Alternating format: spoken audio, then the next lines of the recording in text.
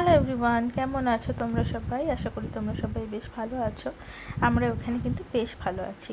তোমরা তো সবাই জানো আমরা এক সপ্তাহের জন্য স্পেনে এসেছি, তবে সেটা ঘোরার জন্য নয়, সেটা কাজের সূত্রে। সুতরাং সেই জন্য প্রথম দুটো দিন ভীষণ ব্যস্ততার মধ্যে গেছে।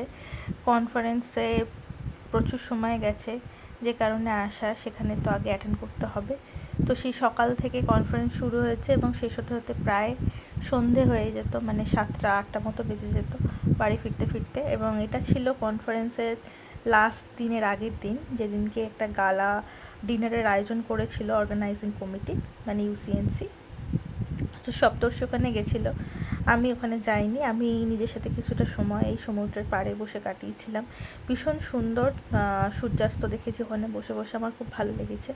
তারপর আমি ডিনার করতে চলে গেছিলাম ওখানে একটা রেস্টুরেন্টে। তো এভাবেই কাটলো আজকের দিনটা। দেখা হচ্ছে পরের একটা ভালো